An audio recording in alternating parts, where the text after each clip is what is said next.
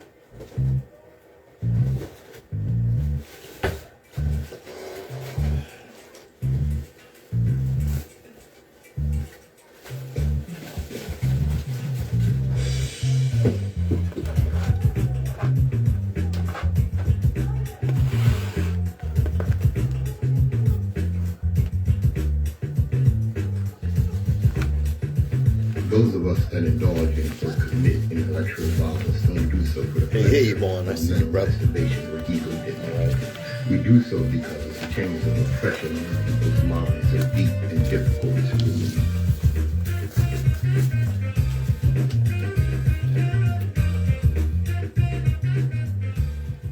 Good morning, my children of the sun. Welcome to the Open Eye on WHGE 95.3 FM. I'm your host and third eye optometrist, Patrice Gibbs, here to get your eye open. Yes, indeed. Like I've been starting off, every generation has its purpose. Ours is to reveal the truth and reverse the brainwashing. All right, and that's what we do here on the Open Eye. We got a lot of truth to reveal to you today. All right. Is it the 11th? So that was Wednesday. Okay, bring that down. So before I go there, got a little background here. Let me bring it down. Okay. All right, before I do that, let me do what I always do and get this disclaimer out the way. Come on, computer. All right, don't worry, I got you. Hey, Steve, I see you, bro. All right, get this disclaimer out the way. All right. The views and opinions expressed on the Open Eye are those of the hosts, guests, and contributors, and do not reflect the policy or position of WHGE 95.3 FM, nor our sponsor, the Delaware Center for Homeless Vets. Any content provided by Open Eye hosts, guests, or contributors are theirs and are not intended to malign any religion, ethnic group, company, or individual.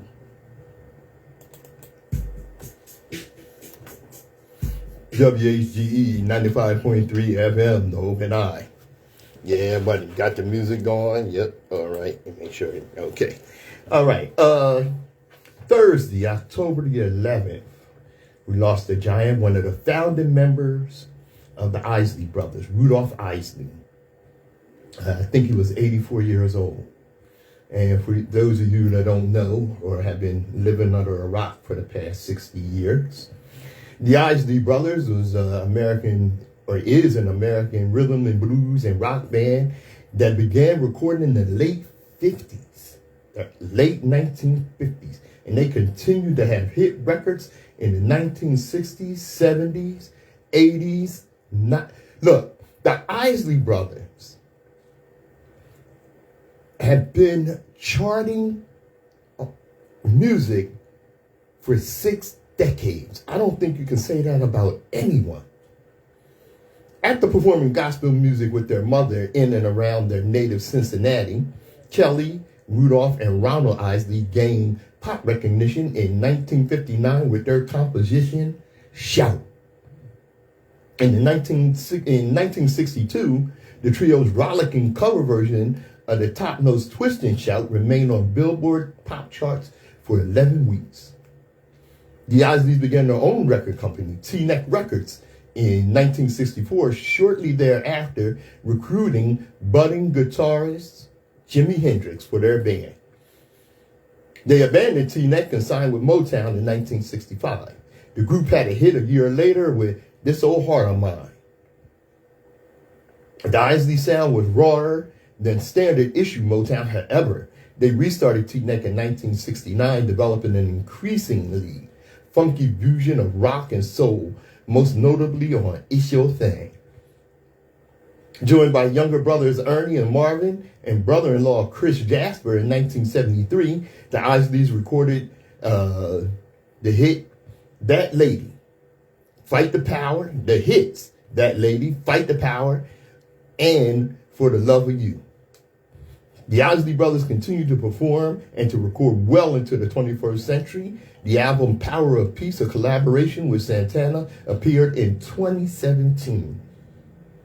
In 1992, the Isley Brothers were inducted into the Rock and Roll Hall of Fame, and they received a Grammy Award for Lifetime Achievement in 2014. The Isley Brothers. What a group, bro. That's word. WHGE 95.3 FM. Dope and I. All right. Let's get heavy here. Where's that up there? Come on. I didn't bring that. She's Louise. Okay. That's all right. Okay. Oh, yeah. There we go. I want to thank Brother Jardea. All right. Who is this? Jamia Green. Vic is on his way. Nsoromma, for those of you who don't know. Okay. All right. You know, it's something how America got its priorities all screwed up. Okay. And I got this from Brother Jardea. And he said, got money for war but can't feed the poor or shelter the homeless and so on. 842 billion. That's the military budget. $842 billion. The next closest is China at roughly $292 billion. I'm willing to bet $200 billion is more than enough to fix the poverty, healthcare, and education issue in this country. I'm going to say something about that. The United States has the largest military budget spending. Actually, it's $876.9 billion. And like I stated earlier, China is the next largest military, $292 billion. Russia follows China with a military budget of $86.4 billion. And India and Saudi Arabia round out the top five with budgets of $81 billion and $75 billion respectively. Excuse me. Couldn't get that out. On March 9th, 2023, the Biden-Harris administration submitted to Congress a proposed fiscal year 2024 budget request for $842 billion for the Department of Defense, an increase of $26 billion over 2023 levels and $100 billion more than 2022. It's ridiculous. It's absolutely ridiculous with people living on the street. And I don't mean just living on the street here or there. You know, our ideal of the homeless used to be, well, you know, they were alcoholic or, you know, we use such disparaging remarks as bums and things like that. You know, well, they were just bums and they made some bad choices in life. That's why they're out there. No. $842 billion. Okay. 200 billion could do a hell of a lot to fix this country, to house the homeless and what have you. Don't think that poverty is by happenstance. It's imposed in this capitalist society. Because there has to be, in capitalism, how many times have I told you this? There has to be an exploited class. And that exploited class is growing and growing and growing as these crooks spend more and more on military budget. Eisenhower warned the country about that. Watch out for the military industrial complex. Where they just, and you know what, as the damnedest thing, The Pentagon cannot account for billions of dollars, and nobody's saying anything about it. See, a lot of these congressmen in their districts, they have war machines. Let's just say it like it is. They have manufacturers that are supporting war, the war effort that America is constantly involved in. Oh, we may not have an official war going on now, okay? But when you have an empire, you are actually in a constant state of war, because that empire has to constantly be defended. That's why the United States has bases, military bases all over the world, because they are in a constant state of war and a constant state of defending their corrupt empire. This is the Open Eye, WHGE 95.3 FM. I'm Patrice Gibbs.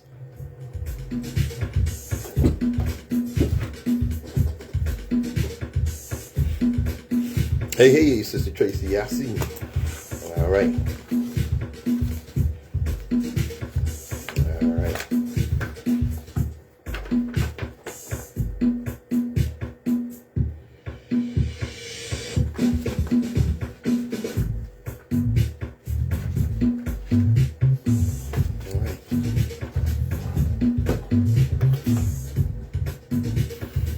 WHGE 95.3 FM. The Open Eye. I'm your host, Third Eye Optometrist Patrice Gibbs. And it goes on and on and on. Here we are in 21st century, 2023 America, and we're still putting up with being policed by white supremacy. How nuts is it that a law actually had to be passed to protect black people from discrimination for the way they wear their hair? And not just for the way they wear their hair, for the way our hair grows naturally out of our head. And if we apply any cultural hairstyle, okay, the powers that be get all bent out of shape. Case in point, Texas black teen, he was suspended for Lot's hairstyle and then sent to an alternative school by administrators. Attorney claims it's retaliation for a discrimination lawsuit. Barbers Hill High School, a campus that has made headlines multiple times for what many believe is race and gender discrimination, has transferred a black male student to an alternative school because he refused to cut his locks. School officials refer Dow George to the disciplinary program because he simply would not adhere to the district's dress codes. Dow George's mother received a notice on Wednesday, October 11th from the school's principal, Lance Murphy, about her son being referred to disciplinary alternative education program after he was put in school suspension on August 31st regarding his hair. He said that George had engaged in multiple infractions on campus and classroom rules. As the school principal, I had determined that your child has engaged in chronic or repeated disciplinary infractions that violate the district's previously communicated standards of student conduct. These infractions, the administrator said, were the disruption of the ISS classroom and failure to comply with directives from staff administration. Murphy also said that in addition to violating the dress code and grooming policy, the 18-year-old was always late. Attorney Allie Booker, who represents George and his family, says this is retaliation because the parents have decided to sue. Now, the Crown Act is relevant, is a law in Texas. But what these school administrators are saying is, well, his hair is past his ears, and they interpret it that the way that he wears his hair in particular, right? And this is the same school that says nothing about, the white kids coming to school with Confederate flags and all kinds of racist paraphernalia and what have you. Okay? Understanding the consequences, the family continued to stand on their belief that the rule violated their civil rights and even sued Governor Greg Abbott, the state's attorney general, and school officials for allegedly failing to enforce the law and protect the teen. The law that the lawyers are pointing to is called the Crown Act, which was enacted on the day George was placed on in-school suspension.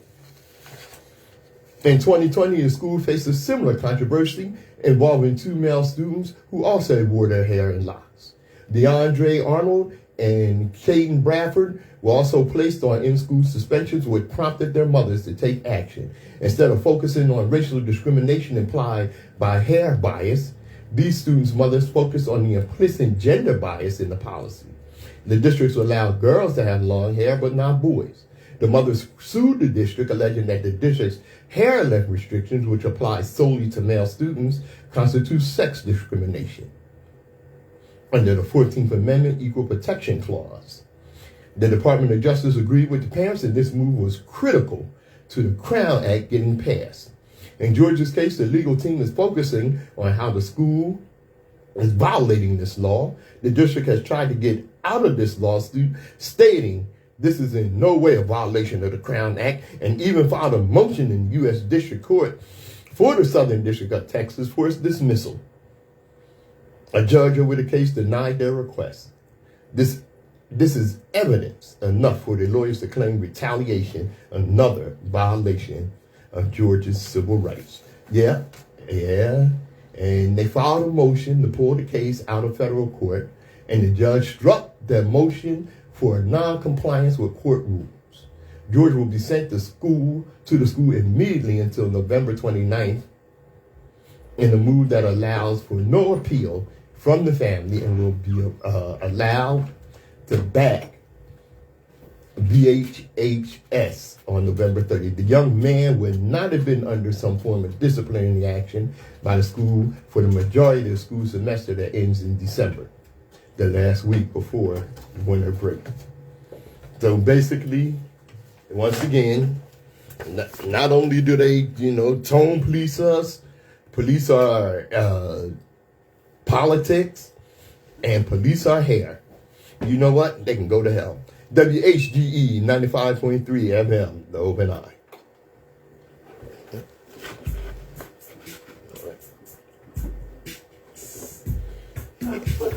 Yo.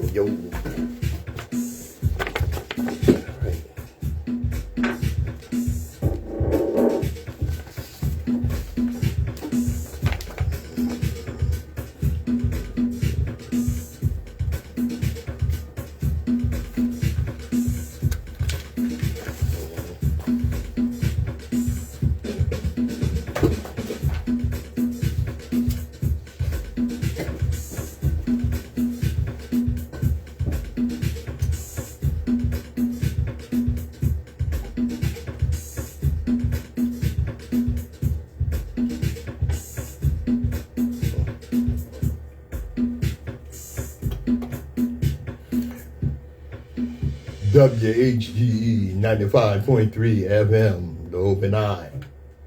Yes, indeed. Well, I tell you what, Nsoromma is in the building getting set up. All right. I talked about this young man, I guess it was about 2 years ago. Elijah McClain, if you remember him.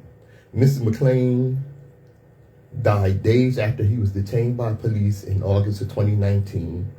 His death has come to occupy a central police and Colorado's fast-moving debate over police reform. As outrage over police brutality erupted across the country in the wake of George Floyd's death, a wave of fresh attention and scrutiny was applied to older cases in which people die after encounters with the police. How often are we dealing with that? Any encounter with the police can lead to your death. I saw a young lady that had called the police. And when the police arrived, hold up, y'all. Nsoromma was setting us up there. Okay. When the police arrived, it was a burly white woman, white police officer, female white police officer. And the person that had called the police was a young black woman who was falsely accused of shoplifting and assault. And when the burly white female police officer, big fat hussy, approached the woman, she was immediately hostile. Now, this woman had been violated and assaulted, falsely accused of shoplifting. She called the police for assistance, and when this policewoman, she immediately decided that this black woman was at fault, and she was the one that called the police. What's up, Brother Jade? I see you in there. Any interaction with the police, all right? Mr. McCain, Elijah McCain, was walking home from a convenience store, August 2019, when someone called 911 saying he looked sketchy and was wearing a ski mask and waving his arms. The police arrived, and after struggling to handcuff Mr. McCain, officers brought him to the ground and used a carotid hold, which restricts blood to the brain to render someone unconscious. When medical responders arrived, this is where it gets real shaky at. After about 15 minutes, check this out, paramedics injected him with ketamine, a powerful sedative. So now, on top of being, harassed and subdued forcibly by the police, the paramedics come and shoot him up with some dope. Well, Elijah McCain died. And rightfully so, these people were brought up on charges. After this and let me tell you something about Elijah McCain. This was one of the most gentle young men you ever wanted to see. You know what he would do? He would go out on the street to homeless people and play his violin to them just to make them feel good for a little while during that day, knowing they were in a bad situation. This young man's heart was so sweet and he was so gentle that visiting violence upon him was the most barbaric thing you could do. Not only did they visit violence on him, but they weren't satisfied with that. They injected him with this sedative that led to his death. Because some white supremacist called the cops and said he looked sketchy. Well, a Colorado jury found a police officer guilty of criminality, negligent homicide, and assault, but acquitted another officer in the case of an unarmed black man, Elijah McCain, on Thursday this week. But it is not the end of the long-standing quest for justice for the man's family. Now, this was an unarmed young man. And just this week, I saw this hussy go up in the police station with a gun. You talk about white privilege. She went up in the police station with a gun and shot at people, and they took her alive. But a gentle young black man like Elijah McCain, walking down the street, minding his business, winds up dead. Unarmed young black man, not bothering or hurting anyone. Man. Oh, they were trained. They were told what to do. They were given instructions. They had opportunities. They failed to choose, de-escalate. We over here. Violence when they needed to. They failed to listen to Mr. McCain when they needed to. What up, bro? And they failed to listen to Mr. McLean. They failed him. He punctuated his remarks saying his name was Elijah McLean. He was going home. He was someone who mattered. And they killed him for no reason other than he was a black man. And you know what? You got to wonder how they coming about this. All right? Where did they come up with this unwarranted fear of black people? Nsoromma in the building. What's up, brother? Chop, chop, chop. What's up, man? What's up? All right. What's up, world? All right. Well, you heard what I said about the young man. Business, man. Yeah. And another thing, I was listening on the way in and just now with you, right? You have never heard of a black police officer pulling up and killing a white person and getting administrative leave? Yeah, paid administrative leave. You know what I'm saying? And, I mean, we have to become our own justice system, period, as blacks.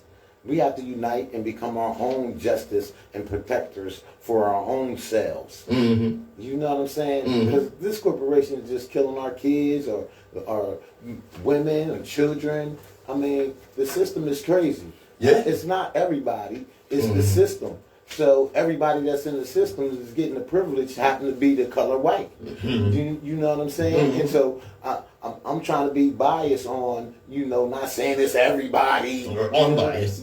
I mean, unbiased, you know what I'm saying? But, yo, it's serious, man. And we, as black people, have to do something about it. Because, for one, right, they bring in more white people in from other countries and giving them more power than we already have, and we've been here all this time. So they say all these people that's coming from Ukraine or whatever, right? And they are trying to give them the right to become police officers as soon as they get here. Watch it here, bro. Police officers as soon as they get here. Now, who's the new police officers that don't know nobody, don't care about nobody, and that's going to enforce their agenda? Well, you know, let me tell you, and I heard you said about, you know, the system and what have you, you know. Right. You know, police do not have to be trained not to kill white people. Okay? Not to even talk to them aggressively. Right. You know, because it's not the training, it's the culture. And what they have is a culture of racism, especially when you consider that the Department of Justice, the FBI, right, have identified and pointed out that many of these police agencies are permeated with Ku Klux Klan white supremacists. And white gang members. Yeah. You know? So when I saw the young lady that had to deal with this big fat policewoman, and the policewoman told her, "Why are you so tense?" And how many times have I heard that? Why are you so tense? Because when we are pulled over or approached by the police, we don't know if this is a member of the Ku Klux Klan or some white supremacist group that is looking to enhance their membership in white supremacy by murdering a black person. Right. And you wonder why we're intense? Or why we're tense? I've never seen them use really any of the things on their belt that they have, the taser, the billy club, the gun, and the handcuffs, brass knuckles, and you pulling up on somebody that has no weapon. You know what I'm saying? So they are dangerous to us. And you damn right you know what I'm saying? If we don't answer that question right, or we have rights, but they act like we can't invoke our rights. That's right. And then when we invoke our rights and you're not a dumb N-word, they got a problem with you being smart. Got that right. So when you do the correct thing and and try to abide, they still take it to another level because they only there to stop you for one reason. That's to take you to the dungeon, to the chambers, to prison, period. You know, and now you said something significant there. All right, they pull up like we ain't got no rights. Right. Okay. They automatically snatch it, right? Yeah. Now the reason I pointed that out is because of what is that, Plessy versus Ferguson, where the court in that case, okay, Right. the judge in that case stated that a black man has no rights that a white man is bound to honor. WHGE 95.3 FM, the Open Eye. You can't leave on that. Say that again, man. In the Plessy versus Ferguson, Right. the judge, I forget his name, stated in his ruling that a black man has no rights that a white man is bound to honor. And that's still their mindset. This is the Open Eye.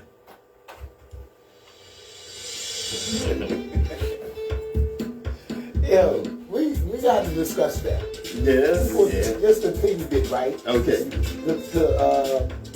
Is that judge in trouble? Is that a law? No, this was in the 1800s. The 14th Amendment, I think, was supposed to overturn that. Okay, but that mindset still stayed with white people, and it's still there. Let us know. Say that when you come down here with us. WHGE 95.3 FM. Y'all got. Yes, indeed. Nsoromma pointed out that, you know, we needed to discuss that just a little deeper. That mindset that a black man has no rights that a white man is bound to honor, okay, even though, was it the 14th or 15th Amendment overturned that ruling, Right. okay, you cannot, you know what Dr. King said, you cannot legislate people's heart. You can take them to court all day, and the law can be what the law is, but that does not change their mindset or where their heart is, okay? And white people still think that they have the right to police black people whatever space we're in.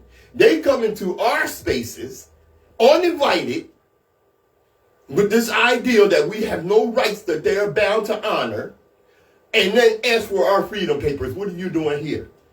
Are you supposed to be here? Why are you wearing your hair like that?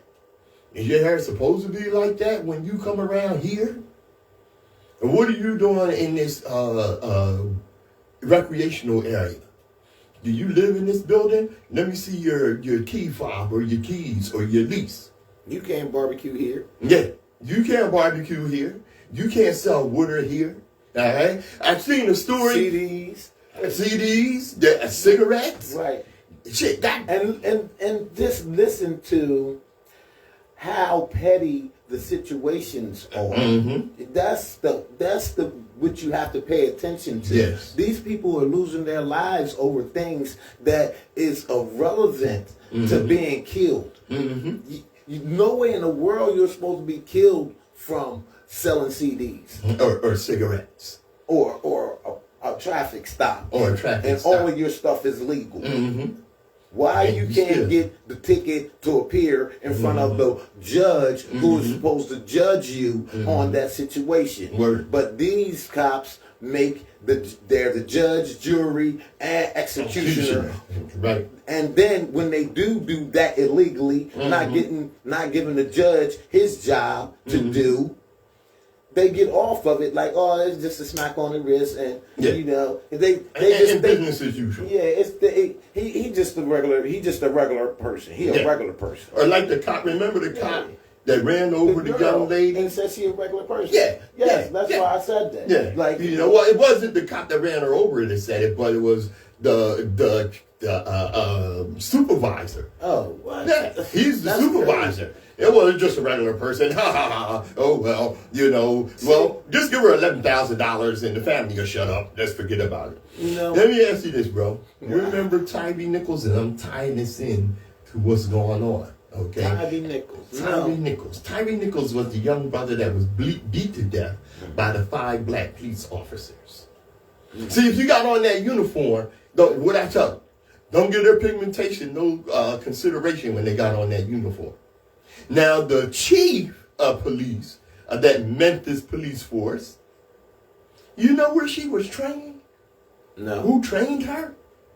No. Yeah, right? What's her name? Sarah Lynn Davis. All right? She led the first police department in the U.S. that swore off exchanges. She was trained by the Israel security forces. Wow. Okay? And that tells you a lot about her mindset.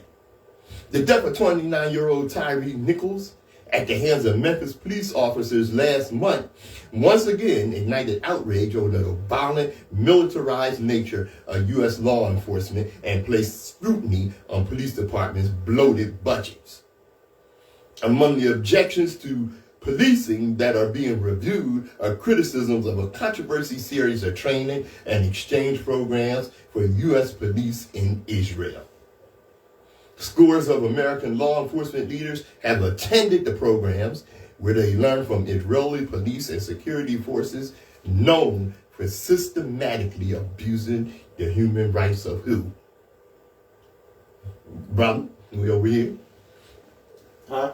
I said where they learn from Israeli police and security forces known for systematically abusing the human rights of Palestinians.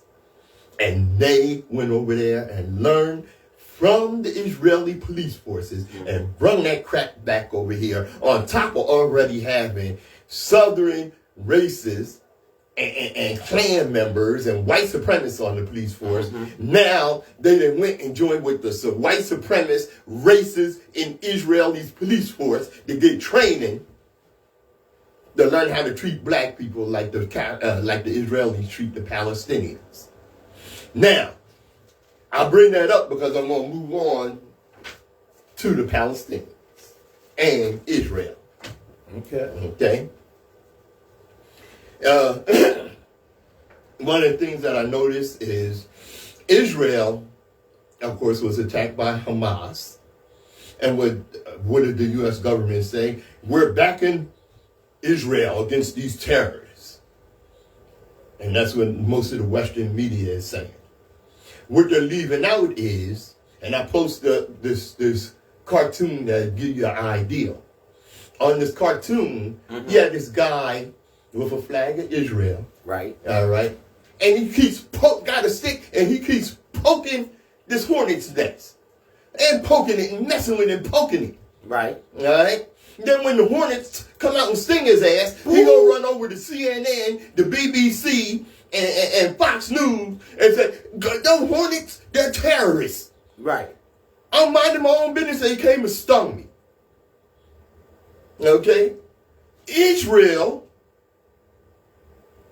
has been dogging the people of Palestine. Where the people of Palestine are compressed in Jerusalem is basically an open air prison where they are constantly oppressed, dogged, and terrorized, not only by the Israeli government and military forces and police forces, but by settlers illegally moving into their areas, taking their land and dogging them out, and then when they try to do something about it, shooting them, murdering them, killing them. Right, murdering them. Yeah. Well, you know, when Hamas launched this attack last week on Israel, it was a concert going on, and there was a young Jewish Israeli citizen, young lady, who unfortunately was killed in that attack.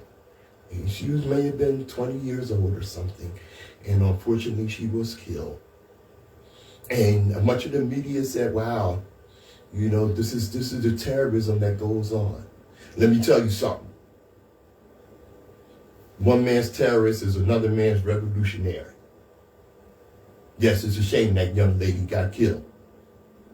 But it's also a damn shame that you're saying nothing about the thousands of Palestinian children that are constantly being killed by the Israelis. Constantly being oppressed by these colonizers that moved in to their area and stole their land. They're no different than the Europeans that came over to America and stole the land and practiced genocide on the Native Americans, on the indigenous people here. No different than the Europeans that came over into Canada and murdered and practiced genocide on the Native Americans. No different than the Europeans that sent all those criminals over to Australia, where they murdered and killed the indigenous people to the point that there are no more Tasmanians left in the world. Right. Because they killed them off.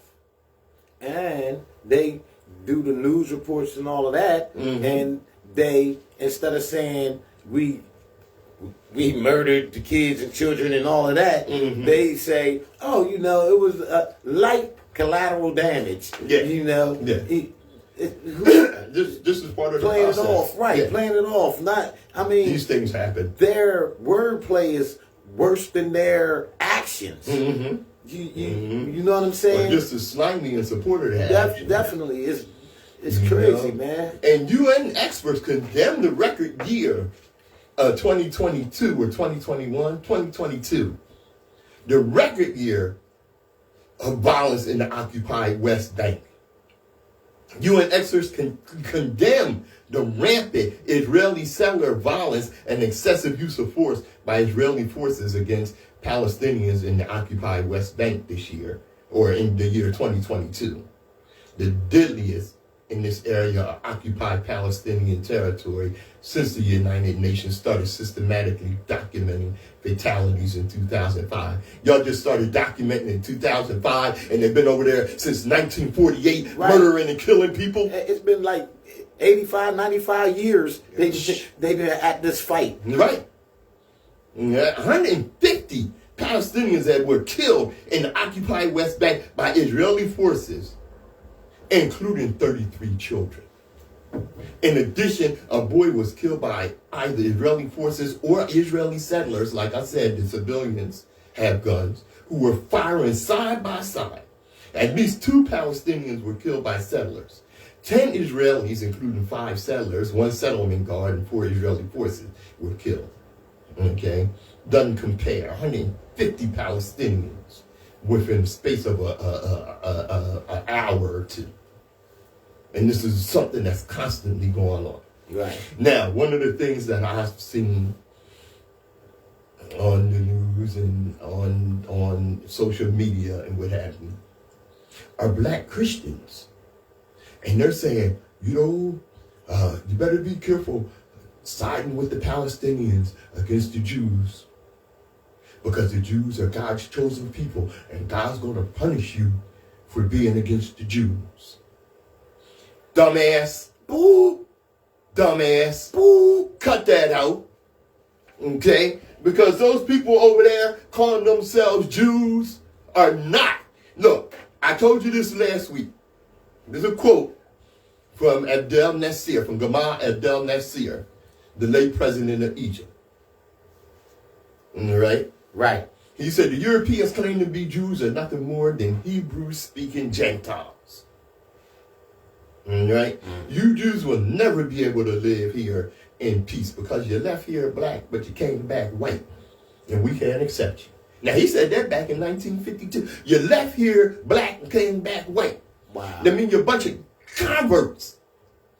The 13th tribe. Trojan horses. Yeah. The Khazar Empire. All right? It's a book called The 13th Tribe, The Khazar Empire and Its Heritage of Khazar Jews, by author Arthur, Koestler. The revelation of another Jewish host Jews did not originate from Palestine. They are not descendants of the mythic Jews of the Bible.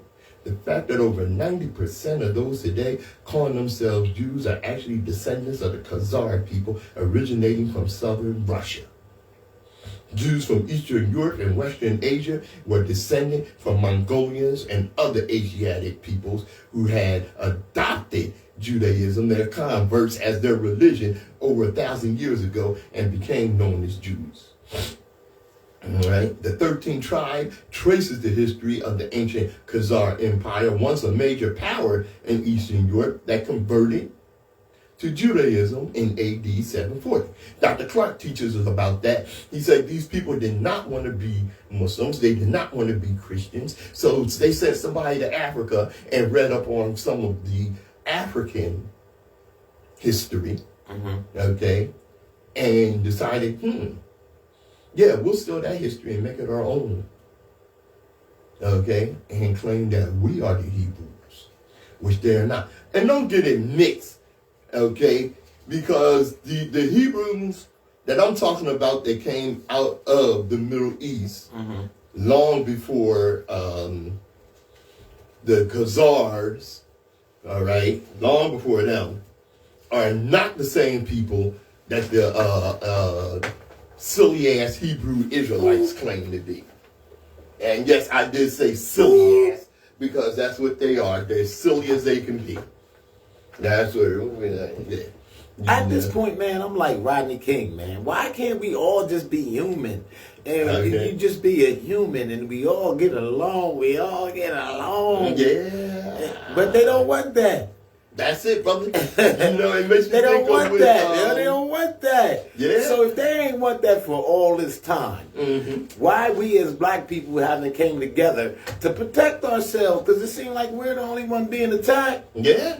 In every situation, we gotta wake up to that. In every cause, it seems that we are the ones that's being attacked at the end of the situation. Right. And we ain't do nothing. And we ain't do nothing. That's crazy. And, you know, it's something you said, you know, why can't we all get along? And it makes me think of Stokely Carmichael. What he said, you cannot appeal to someone's morality that ain't got no goddamn morals. Ooh. And these people have no moral. They have no soul. It's 2023, and this is still the main issue. Yeah, in the world today. All the stuff that's going on in the world, this is one of the main issues. I'm just still blown away with that. Yeah, you know, and you know, it takes me back to, wait a minute, I got it right here. Okay. Yeah, it takes me back to what I had said, you know, earlier about these people not having any soul and what have you, you know. It's why they can't stand. Look, if you can't stand out in the sun, all right, and don't believe this crap about you can't look in the sun. Yes, you can. Okay, because it's healing and it fills you with vitamin D. All right. Looking directly in the sun blind you though, right? No. That's a myth. What? I used to do it and look up there and come back and look down. Man, I'll be so blind. It'll go away. Yeah, it'll go away. But I'll be so blind for that for them few minutes that it's ridiculous. Because you've been drawn away from that and your body has to get used to doing that again. You know? I often sit in the sun. Man, I haven't sit out in this hot sun. No, I can sit in the sun all day. I mean, stare at the sun, look up. Yes, stare I know what you're saying. Yeah, that's what I was mean. I know what you're saying, you know. But like I said, you know, no, that's a myth. Because when you turn your eyes towards the giver of life, which is the sun in our solar system, okay, what you're doing is you're drinking in that energy. Okay. And you're drinking in that energy that fills you with the ability to survive in this environment. The blessing of Ra, the blessing of the sun. Okay. And you know, I'm gonna ease off here, off of the hardcore for a second here. Okay. And while we close out. Often I see online, these little memes. It reminds me of the stuff that people used to send This, this thing and it pops up on my Facebook, those photos that, hit the like button if you like God. And if you ignore him, you hate God. Right. The manipulating posts. Yeah. Uh-huh. Yeah.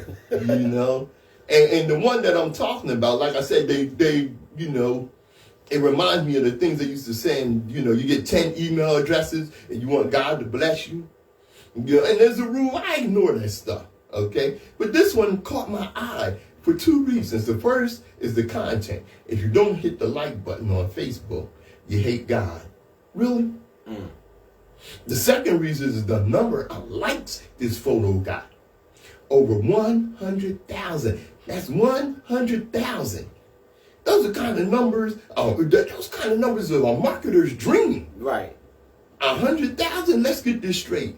Over 100,000 people think the depth of their relationship with God can be defined with the like button on Facebook. And you have to go deeper into that, right? Mm-hmm. On, okay, how many people believe that? Right. That's Well, 100,000. It's 100,000 100,000 that hit the button. Hit the like button. Right. Mm-hmm. Now, how many of them that you think truly believe that? That hit that like button? Yeah, at least Probably about 60% at least, I would say. I was going to go a little higher. You Go go a little higher. 80%. Now that itself is crazy. Yeah. You know what? To my Facebook friends and to those that hit that like button, that may be in that 60%. Do you believe in God, or you believe in the invisible sky wizard? Somehow I just don't think God is social networking on Facebook. And if God is, I doubt God's keeping tally. That's Santa Claus thing. Making the list, checking it twice. Mm-hmm. Wait a minute. Yo, you always yo. Do y'all believe in Santa Claus? Y'all believe You know what? Look, go on my page and hit the like button if Santa Claus is, you think he coming to your house at night. WHGE 95.3 FM, the open eye. We could actually go on for quite a while here, because I got plenty of stuff. One of the things I want to bring up right quick is the silliness of black conservatism. All right, and I'm going to just crush this right quick. Okay. Larry Elder, one of the worst Uncle Ruckus, coon. Larry Elder. Yeah. Coon handkerchief fools ever. He got crushed on some podcast show. I forgot the name of the show. Brother Vaughn looked it up. And remind us of that, Brother Vaughn. Remind us, Brother Vaughn, what's up? Where he said that the biggest problem in the black community is the lack of black fatherhood. Mm-hmm. And what happened was the host said, okay, so what's the solution? So you agree that it is black father? No, that was your issue. That's what you said. That's what the young lady told me. Uh-huh. Well, I'm not going to answer the question, and nothing but deflection. I'm not going to answer the question until you answer the question that you agree with what I said. No, fool, don't nobody agree with your dumb ass. Get the hell out of here. And her co-host end up telling him the F word, F you. Wow. Yeah, and this cat comes off like, he's actually intelligent. But they find them kind of people to represent black people. That's what Malcolm said. They will go dig up some moron, all right? Right. That would have told on you that Harriet Tubman would have shot. Right. Because she would have put a cap up in Larry Elder's ass. You would bet that. All right? And then put the mic in his face and say, hey, tell us about the black experience. And he has no idea what the hell the black experience is. As we always tell you, destiny determines who enters your life, but you decide who stays.